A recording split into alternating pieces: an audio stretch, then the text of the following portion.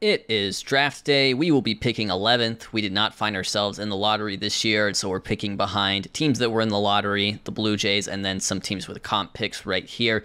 That being said, this draft is strong, and I feel like now we're getting into the point in the save where a lot of the players are fictional. For whatever reason, this is a very strong draft. I know I didn't show it, but it is a strong draft, although we will have interest in a real player, and that player is Connor Griffin, who was our first-round pick 3 years ago, didn't sign. He's been to LSU. He did 3 years there, and now he's coming back out for the draft. Will we snag him? It's time to find out. This is what I mean about the draft being stacked, by the way. I mean, there's a lot of good players in here. We've simmed through to our pick. The first overall pick is Mike Neely, who, as far as I can tell, is fictional. He's a fictional collegiate player coming out of Coastal Carolina University. We know the slot value for this pick is $6.3 million. We can't go over that, although I see our draft budget is higher than it's been in past years. Don't really know why. I haven't said it that way. But we know we can't go above $6.3 million unless we're going above the slot, which our owner generally doesn't let us do. So with that in mind, I think I'm going to pick Chris Baker, a right-handed outfielder, collegiate senior from University of Virginia. He has no demand. I think part of that is because he is a senior. But according to my scout, he's just the best player available. We can't really draft this guy, Yuga Robb, who would be the other option. But this guy, just a very well-rounded player, great outfield range, kind of reminds me of Denzel Clark, and he has high intelligence. And with the fact that he's a college bat means he probably is going to develop to this or close to this, like he's closer to a sure thing than a lot of other players in this draft. So I'm going to go for him. The only thing that gives me pause is his demand is only $600,000, so that makes me think, would he have stuck around until the second round? I don't know, but I'm not going to try to play that game necessarily. I'm just going to draft who I think is the best player and meet their demand. All right, second round here. Connor Griffin still on the board, and he looks really good as well. Kind of a similar player. More power, though, than Chris Baker, who we just drafted. I might try to wait him out till the third. Let's see. I think it's between him and Chris Nash, who is a high school pitcher known for his control. That is elite control projection, but I don't know. The pitch mix gives me pause. That's what's striking me as not that great.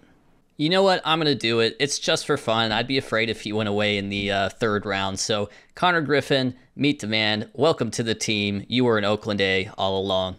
Third round here, I'm going to draft a high school pitcher by the name of Joe Stanley, who looks like he could be pretty good. High work ethic, high intelligence. Only tricky thing is the slot value for this pick is $1 million. He demands $1.1 million and is hard for us to sign, so I don't know if we'll have to completely meet that demand. But, you know, if we can't sign him, we'll get a comp pick. We've been there before. We'll do it again. We'll just draft him for now. Fourth round here, I'm going to draft Eric Ackerman, a collegiate shortstop. We like him for the speed and the base stealing. We definitely like him for the defense. We like him for the high work ethic and just other personality traits. Hitting-wise, average at best, but I will take the other skills. And in the fifth round, I'm going to take Steve Young, a collegiate catcher known for his contact skills and sharing a name with a Hall of Fame quarterback. Those were my first 5 picks. I will finish up the draft on my own. I will let you know how many rounds I go before I let the CPU take over, but I will see you on the draft pick negotiation screen. Yeah, I ended up doing every round. That draft is just way more stacked than the ones we've seen. I guess it's just because of the CPU-generated players versus the actual players. So all these guys, besides Joe Stanley, are most likely going to take their offers. They're either at slot or their demand. So that just means we have to figure out how to negotiate with Joe Stanley. I think I can just meet his demand because it's within our draft budget. So please? All right, yeah, that was pretty easy. This was a really cheap draft for us. July 12th, the day after the draft, Ryan Noda is eligible to come off the IL, so he will join us back in the majors. Hasn't done well this year, but Hunter Goodman was looking a little overmatched, so I still think it's a boost to our lineup. And one day later, Joey Ortiz is also eligible to come off the injured list, which means we can send Riquelme de Castro back down to AAA, and we can put Ortiz back in the lineup with Pena returning to a bench infielder role. As we creep up into the trade deadline, one option would be trading Matt Chapman. It would not be popular with the fans, but I suspect his days in an Oakland A's uniform are once again numbered, and he has not performed as well this year for us as he did the previous year. One day later, have you ever noticed how whenever I talk about trading someone at the trade deadline, what happens? They get injured in such a manner as to when they will be injured around the trade deadline and thus kind of tanking their value. I could still try to trade them. You're allowed to trade injured players, but it kind of kills the interest, you know? That's what I'm saying. It kills the interest. We're going to toss Geloff in there at third base. That's kind of the good news for him longer term, or at least going into 2028. I was thinking, we'd lose Chapman anyways and maybe give Geloff a shot at full-time third base. In a corresponding move, I guess I'll call up Hunter Owen and just have him DH versus the lefties with Noda DHing versus the righties. Kind of redoing my pitching here as I tinker mid-season. I sent Kelly back down, and I think I'm just going to go ahead and get rid of Paul Blackburn for right now. 30 innings, an ERA pushing to 8. We gave him a shot. We gave him more than a shot than I thought he was going to get, but we're going to have to DFA an Oakland A's legend. I've brought up Jose Hernandez in a corresponding move. I've also brought up Gunnar Hoglund, who was actually in the Matt Chapman to the A's trade. This is his major league debut. It's been a long time coming, but he's pitched very well at AAA this year. And we're going to start him in the long relief role, but I think once we get past Basso in the rotation, I'm kind of done with Brady Basso in the rotation right now. It's been really, really bad. I mean, our rotation and pitching in general has been bad this year, but he has definitely been the worst.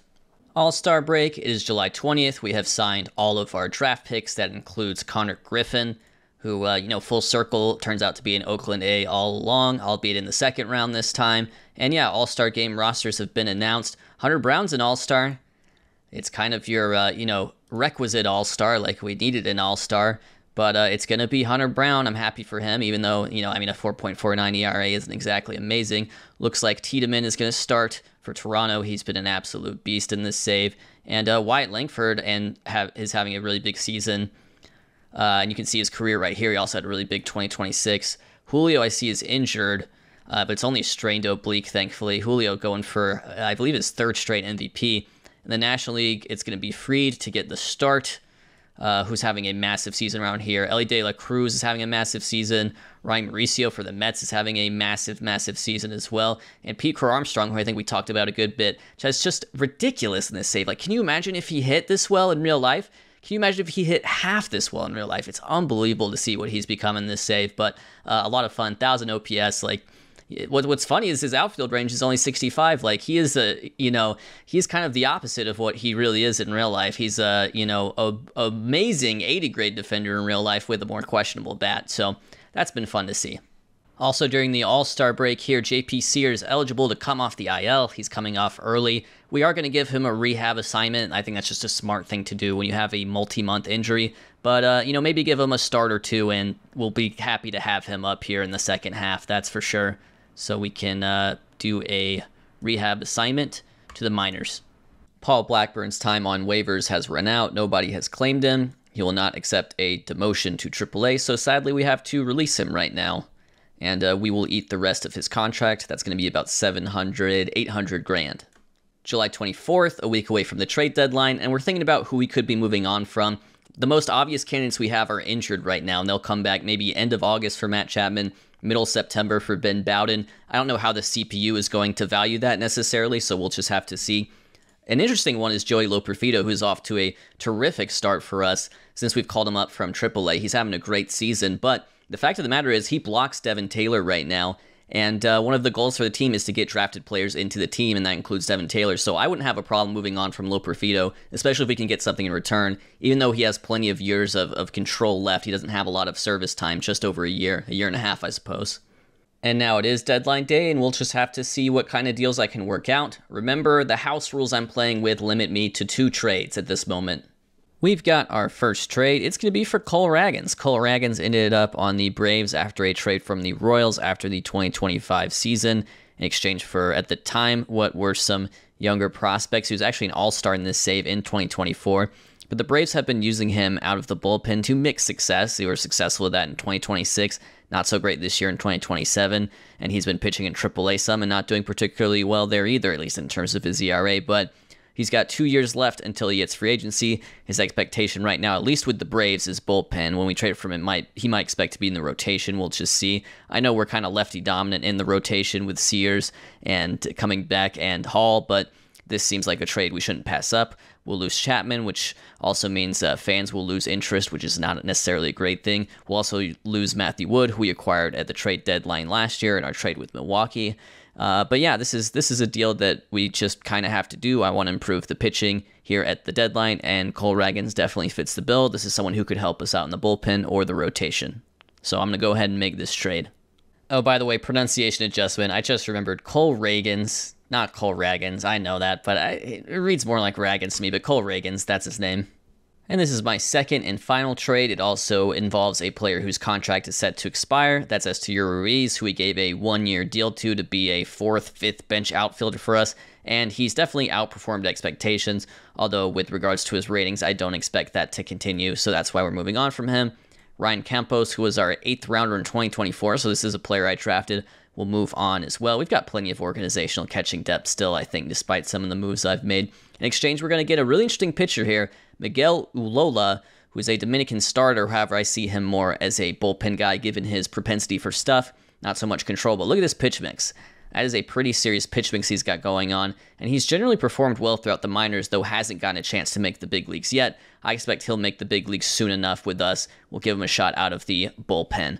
But yeah, that's the trade we're going to do, and we're going to complete this deal. We're going to use this opportunity to call up Jud Fabian. He will play the same role Ruiz has played, and yeah, sorry for Enrique Bradfield Jr. Again, just the being rated 55 defensively at center, that's not what we traded for him for, folks. To fit Reagans in the team, I will be DFAing Jose Hernandez. He's out of options, and if you look at just how he's performed for us throughout this save, he's just never really been good. And, you know, this is a guy from like the first episode we did. He was part of this trade that also featured perhaps most notably Braxton Ashcraft, who's been kind of a fixture in our rotation since. But he's got to go now. He's out of options, and we're going to have to waive and DFA him to fit Reagans in there. And honestly, the days for Richard Lovelady, another lefty reliever, might be numbered just because JP Sears is on his way back after beginning his rehab assignment in AAA. I think we'll give him one more start in AAA, and then he'll be back in the majors for us. And with that, the trade deadline is over, and hopefully we can continue with our season and finish strong, because we are 43-59, and I'm afraid if it gets any worse than this, we may be fired by our owner. Here's your prospect check-in for August. Luis Castellanos is still our best prospect overall. He is not doing particularly well in rookie ball, but it's his first year of professional baseball. He's only 17. Got to be patient with him. We have a lot of guys starting off in A-ball right now. They are recent draftees. We drafted a lot of college guys who I think are ready for full season A-ball right from the get-go. Daniel Cuvée, we're moving him up to Double-A. It's kind of quick, I know, but he was off to a really hot start in High A, so we're going to move him up to Double-A. We're going to challenge him. Brady Neal, who is our 2025 fifth rounder, also getting the move up to Double-A. He's moved slower than Cuvée, but still Cuvée is one of our better prospects overall. Another exciting prospect for us this year is Braden Holcomb, who we just got a really nice scouting report about. Turns out his power and eye are a little bit higher than we thought, like the potential of them. So he was doing well in Double-A, and we decided to challenge him and move him up to Triple-A to end the year.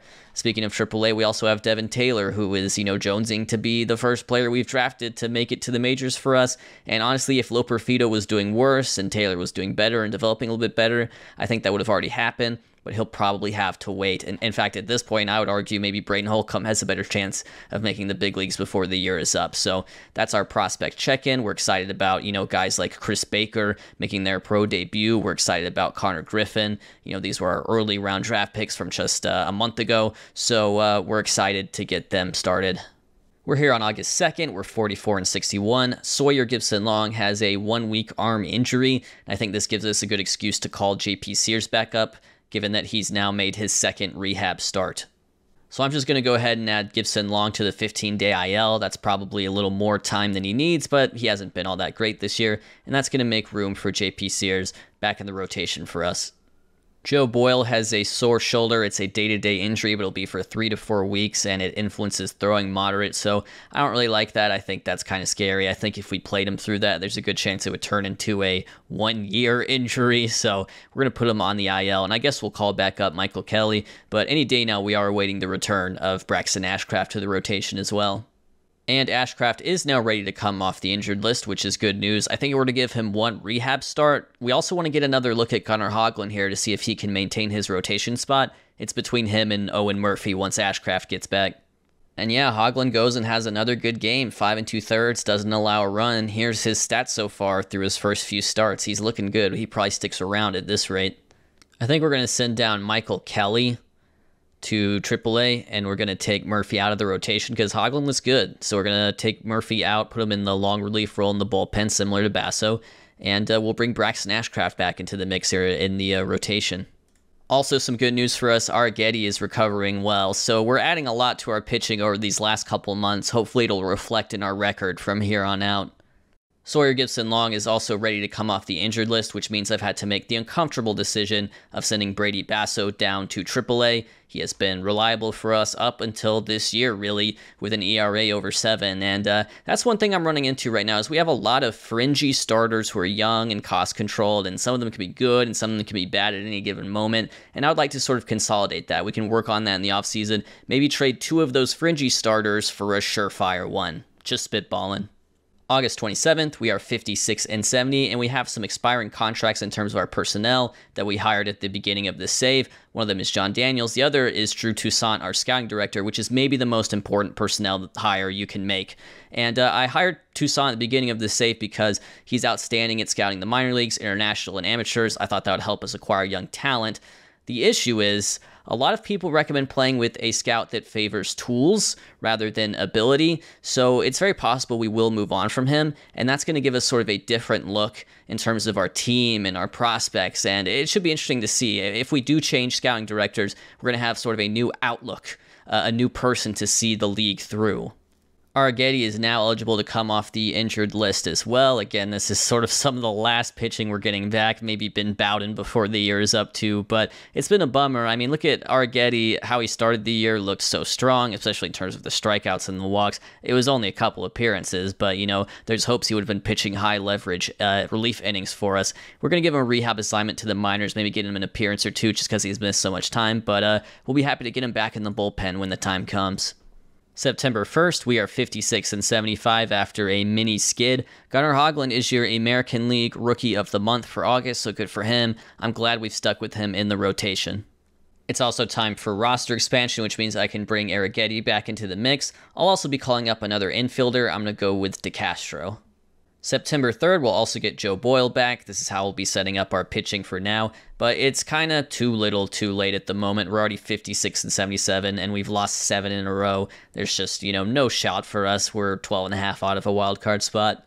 We finally win a game after losing 9 in a row, and we get Ben Bowden back, which means our pitching is basically as good as it possibly can be right now. September 15th, 2027, mark it on your calendars. This is a historic day in any OOTP save. This is the first day that we will promote a player that we drafted to the big leagues. In a corresponding move, we'll be sending down Hunter Owen, a right-handed hitting first baseman. We've had him starting as a DH against lefties. He's never really worked out from there. I think he's kind of a quad-A player, if anything. We'll see. He was in the Vinny Pasquantino trade, and in shouts out Vinny Pasquantino, he's been pretty good. But we're going to send down Hunter Owen, move him to AAA Las Vegas, and taking his spot will be the first baseman, Braden Holcomb. Here's Braden Holcomb. He had 25 home runs in 38 games. Let me add up his home runs from this year. Braden Holcomb this year has hit, I believe if I have this right, 64 home runs in the minor leagues and counting. He can hopefully add 1 or 2 in the big leagues here. But yeah, he is a big leaguer for us, our 2026 fourth rounder. And here's the historic moment as I slot him into the lineup versus left-handed pitching as a DH.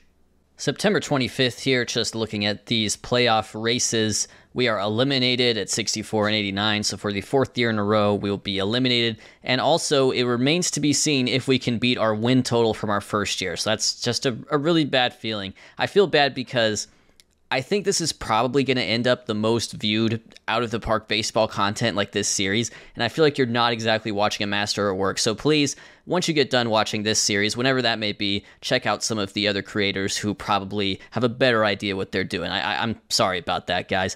But yeah, we're moving on. Guardians will grab the Central. No, they have not. Yes, they have grabbed the Central. That is confirmed. These 3 teams are going to the playoffs, although we don't know in what order. We don't know who's winning the AL East just yet.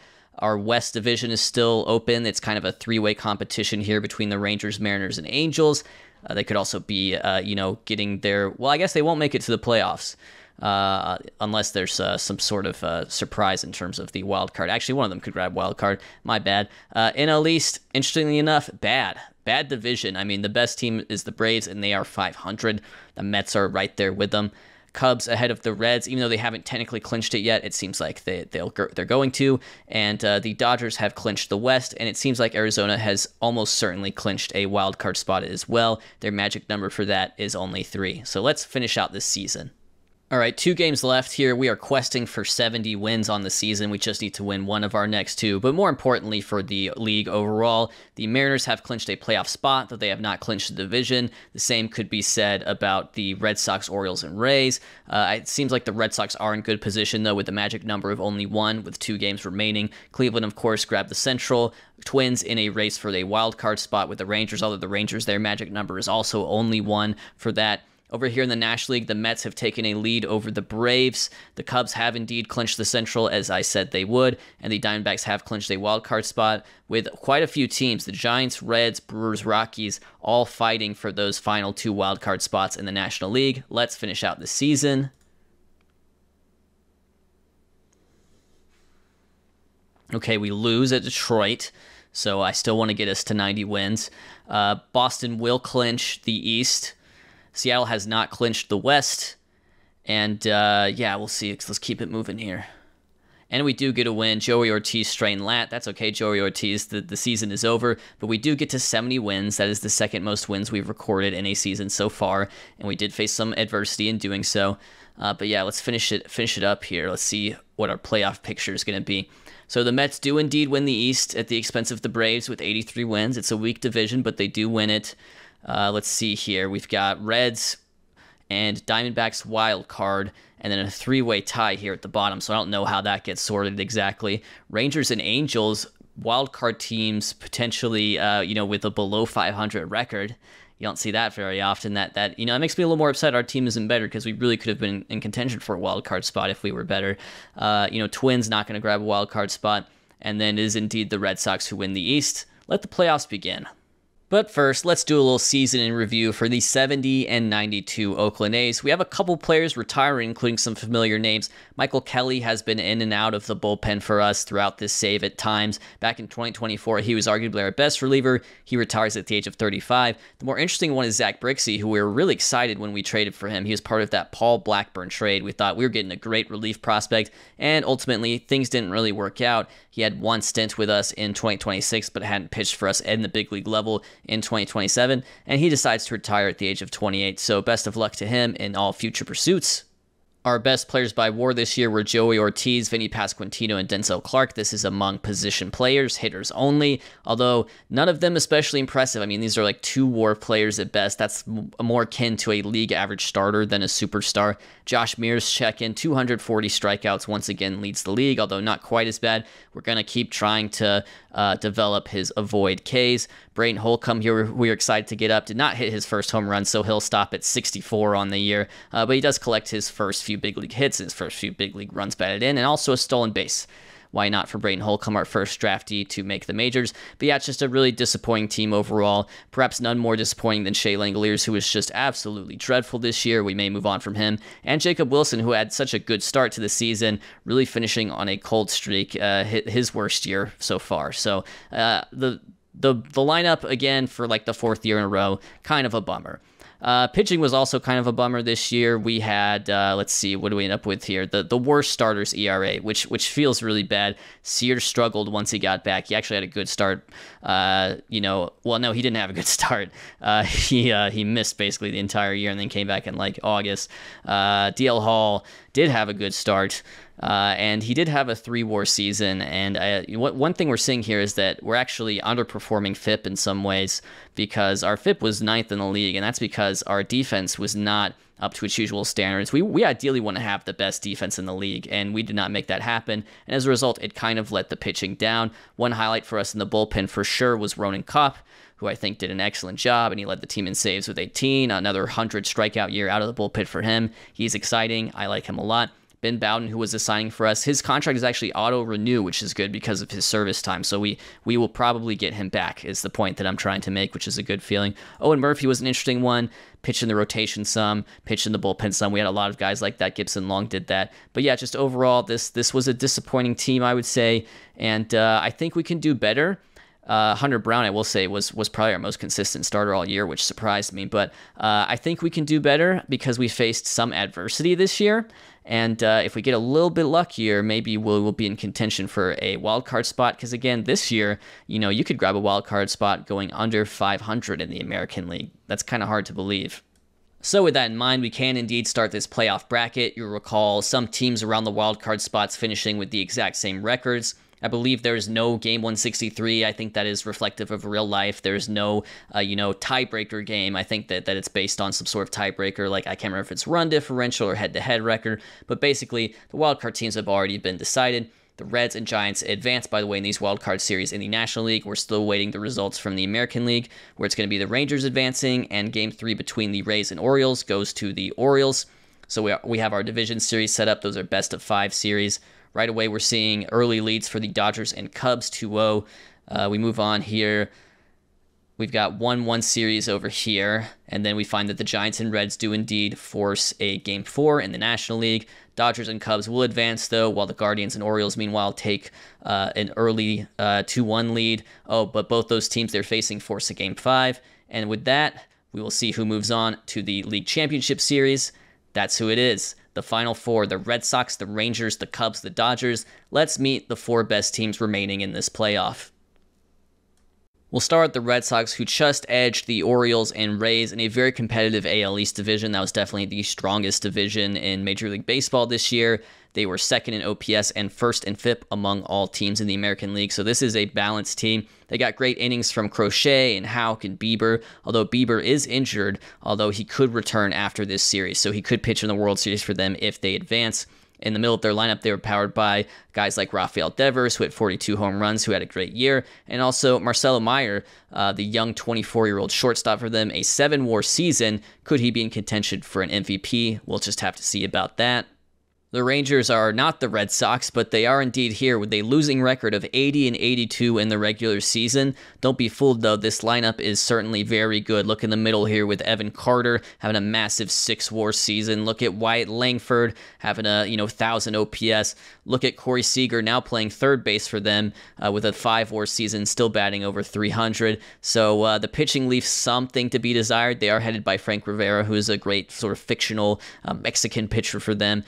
But yeah, with the Grom, here's how he's looking, and Tarek Skubal, who they acquired, he's out as well. So it'll be interesting to see how they can cobble together pitching throughout the series. Here are the Dodgers. They got Willy Adames this past offseason, and they are very happy they got him. A 6-WAR season for Willy Adames. Here is your annual Ohtani check. He had 130 runs driven in, 48 home runs, pitched 170 innings, struck out 182 batters.